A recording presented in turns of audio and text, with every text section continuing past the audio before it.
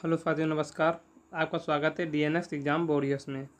आज UP police भर्ती UP GK का प्रैक्टिस सेट नंबर जो 44 है उसका क्विक एवं रैपिड फायर रिवीजन हम कराएंगे।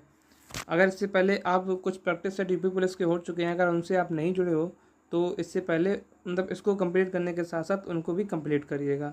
और इन सभी प्रैक्टिस सेटों की हम पीडीएफ प्रोवाइड कराते हैं बिल्कुल फ्री ऑफ कॉस्ट। हमने इससे पहले कुछ पीडीएफ जो है हमने सोचा था आप सभी के लिए कि टाइप करा के पीडीएफ आपको प्रोवाइड कराएं, टाइप करा के क्लास में, लेकिन सभी लोगों ने कहा है, लगभग 72% लोगों ने कहा है कि आप सर हैंड राइटिंग में ही नोट प्रोवाइड करो, तो हमने हैंड राइटिंग में ही नोट प्रोवाइड कराएंगे।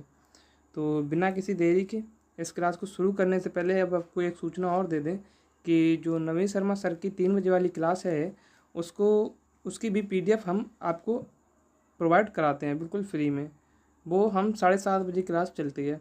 और आज कल उसकी एक क्लास हुई थी जो 9 प्रैक्टिस सेट थे, उनका फास्ट सुपर 100 का एक रिवीजन सेट लेके आए थे, तो आप उससे भी जुड़ना ना भूलें। तो बिना किसी देरी के शुरू करते हैं। पहला क्वेश्चन है कि यूपी की कौन सी जनजाति बहु विवाह व्यवस्था की आचरित करती है? तो ये कौन सी करती है? जौनसारी जनजाति। जो जौनसारी जनजाति है ये पहले उत्तर प्रदेश में निवास करती थी, लेकिन जब उत्तराखंड उत्तर प्रदेश से अलग हो गया तब ये उत्तराखंड में पढ़ने लगी। कौन सी?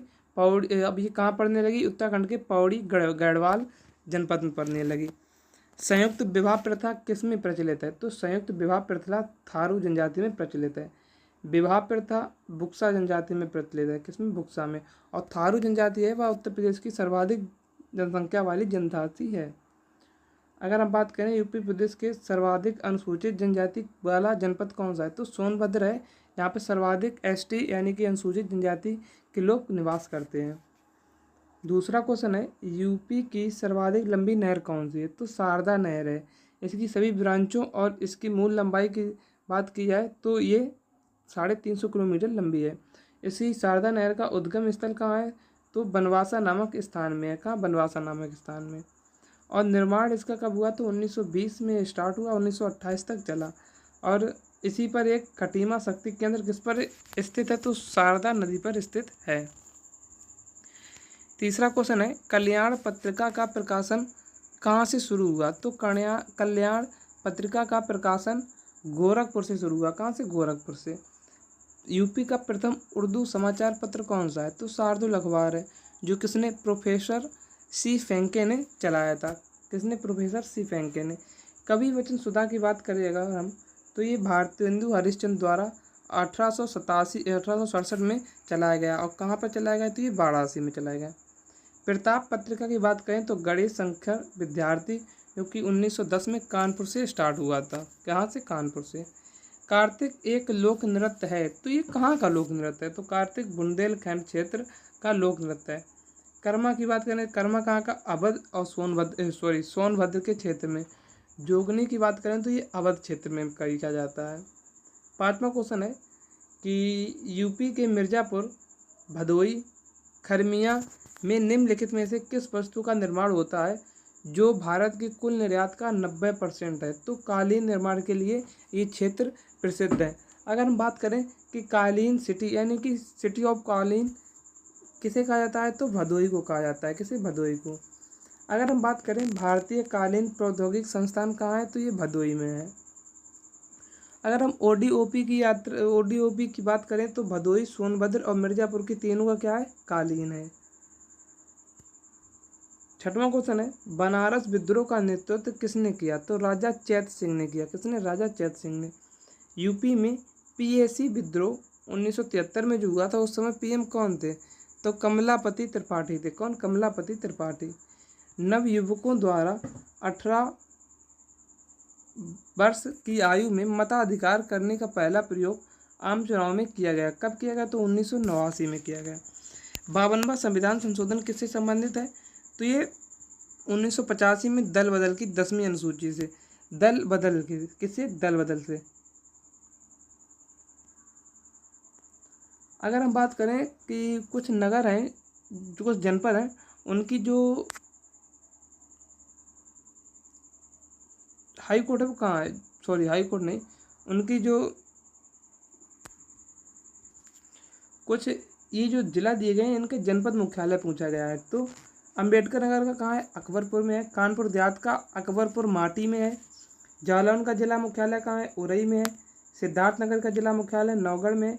कुशीनगर का बड़नौरा में है। श्रावस्ती का भिंगना में है। अगर बात करें सोनभद्र की तो ये रॉबर्टगंज में है। अमेठी का कहाँ है, गौरीगंज में है। संत कबीर नगर का कहाँ है, तो खलीलाबाद में है।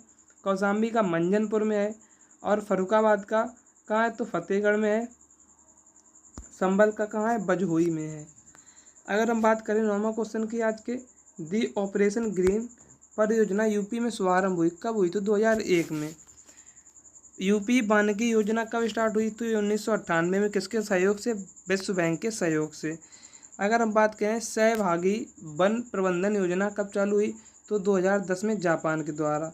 उत्तर प्रदेश अब्दुल हमीद वन्य जीव पर्यावरण संरक्षण पुरस्कार किसे दिया गया, तो 2012 से 2013 में ये पुरस्कार स्टार्ट किए गए और इन्होंने 1965 के भारत पाकिस्तान युद्ध में बहुत अहम भूमिका निभाई थी। 10वां क्वेश्चन है, रानी लक्ष्मीबाई बांध अब स्थित है, कहाँ है, तो ये बेतवा नदी पर है। कहाँ, बेतवा नदी। और बेतवा नदी में भी कहाँ, तो ललितपुर में। और इसका निर्माण कब हुआ, तो 1958 में इसका निर्माण हुआ था। माटा टीला परियोजना या माटा टीला बांध की बात करी है, तो ये कहाँ है, बेतवा नदी पर। कहाँ, झांसी में है। अहरोरा बांध कहाँ है, तो ये गरई नदी पर है। कहाँ, मिर्जापुर में। जनगणना 2011 के अनुसार किस जिले में ग्रामीण क्षेत्र में रहने वाले लोगों की संख्या अधिकतम थी, तो प्रयागराज में। और प्रयागराज की टोटल जनसंख्या कितनी थी, तो 59,54,391 थी। और सबसे कम कहाँ की थी, तो महोबा की। कितनी, 8,75,985। अगर हम बात करें 12वां क्वेश्चन की, यूपी की जनसंख्या वृद्धि दर की दर राष्ट्रीय औसत से अधिक रही, कब रही, तो ये 1971 से 1980 के बीच में। कुछ दरें हैं। अगर हम बात करें कि 1951 से 61 के बीच उत्तर प्रदेश जनसंख्या में 16.38% की वृद्धि रही। 61 से 71 के बीच 19.54% की वृद्धि रही। 71 से 81 के बीच 25.39% की वृद्धि रही। और 81 से 91 के बीच 25.55% की वृद्धि रही।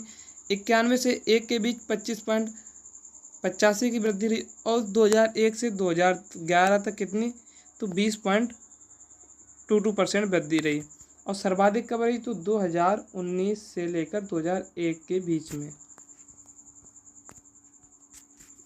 13वां क्वेश्चन है, राष्ट्रीय राजमार्ग 2 द्वारा जुड़े यूपी के जनपद हैं, तो ये मथुरा, आगरा, फिर इटावा, फिर कन्नौज होते हुए कानपुर, प्रयागराज, वाराणसी।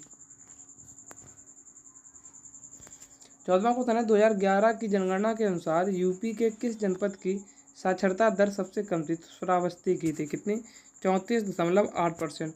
सर्वाधिक साक्षर महिलाएं कहाँ पाई जाती हैं, तो ये कानपुर में, उत्तर प्रदेश में। कहाँ, कानपुर के। और कितनी रही दर, तो 75.1%। 15वां क्वेश्चन है, यूपी की नदियों में से किन नदियों का उद्गम स्थल हिमालय से है, तो रामगंगा हुई, शारदा हुई, गंगा हुई इत्यादि नदियां हैं। 16वां क्वेश्चन है, भारत खंडीय संगीत संस्थान कहाँ है, तो ये 1926 में स्थापना हुई। कहाँ है, लखनऊ में है। राज्य ललित कला अकादमी की स्थापना कब हुई थी, 1962 में। यूपी संगीत नाटक अकादमी की स्थापना 1963 में। भारतेंदु नाट्य अकादमी की स्थापना 1975 में हुई।